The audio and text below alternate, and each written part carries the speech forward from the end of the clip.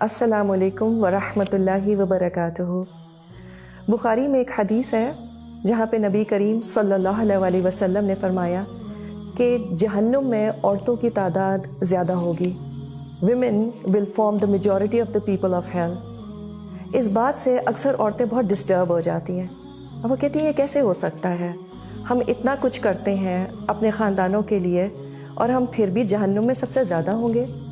اس issue کو deal کرنے کے لیے دو طریقے ہیں۔ ایک تو یہ کہ اس حدیث کو کسی طرح سے میں غلط ثابت کر دوں، trying to find some kind of flaw in this because according to my logic it doesn't make sense. How dare attitude. دوسرا طریقہ یہ ہے کہ میں اس بات پر فکر کروں کہ آخر ایسا کیوں ہے، why will most women end up in heel.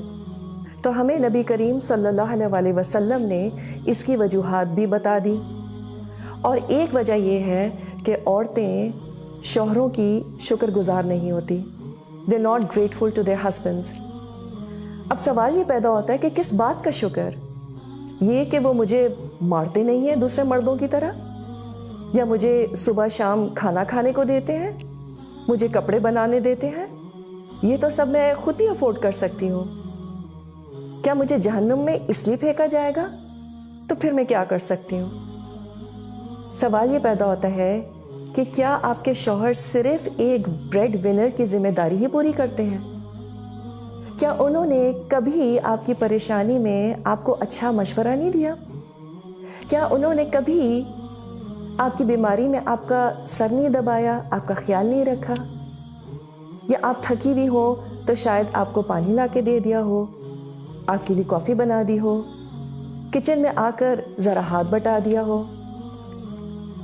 کچھ نہیں تو ساتھ آ کر کھڑے ہو گئے ہوں just to give you company. بچے جب تنگ کر رہے ہوں تو ان کو سمجھایا ہو کہ دیکھو mama does a lot for you, be nice to her. شاید بیچ رات میں کبھی آپ کی طبیعت خراب ہو گئی ہو اور وہ اٹھ کر فارمیسی سے آپ کے لیے دوا لے آئے ہو۔ شاید گھر کی کبھی انہوں نے گروسری کر دی ہو، اور یہ بھی ہو سکتا ہے کہ ایک آدھ دفعہ گروسری بیگ میں سے آپ کی فیوریٹ چاکلیٹ نکل آئی ہو۔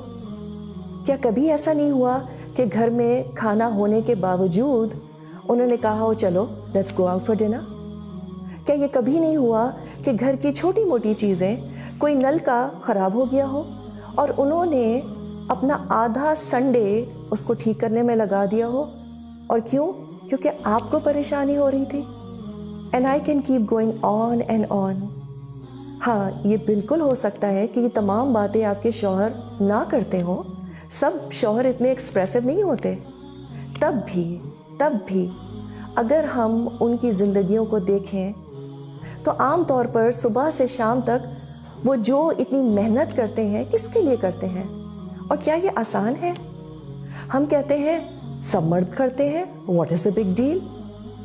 اگر ہمارے شوہر ہمیں کہیں یہ کہہ دیں کہ what is the big deal, ساری عورتیں بچے پیدا کرتی ہیں، اٹھو اینڈ گیٹ گوئنگ، ہمیں تو لٹرلی آگ لگ جائے، رونا دھونا اور پتہ نہیں کس کس کو فون کر ڈالیں کہ ان کو تو میری قدر ہی نہیں ہے۔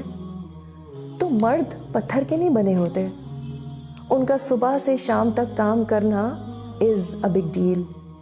اور ہمیں کرنا بھی کیا ہے اپنے آپ کو جہنم سے بچانے کے لیے؟ ایک لفظ اپریسیشن کا، تھینک یو سو مچ، بس that's all Allah expects from us.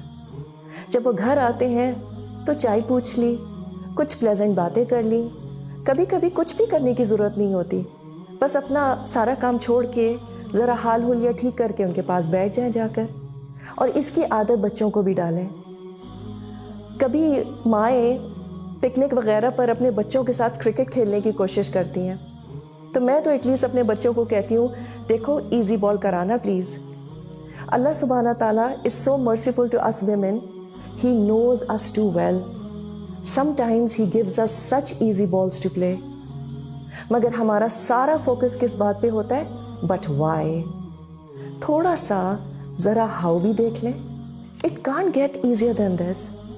And to think of it, Allah نے چھوٹی چھوٹی باتوں میں ہم عورتوں کے لیے اتنے بڑے بڑے ریوارڈز رکھے ہیں۔ اللہ کو ٹرسٹ کر کے تو دیکھیں، it's all about how we perceive his commands.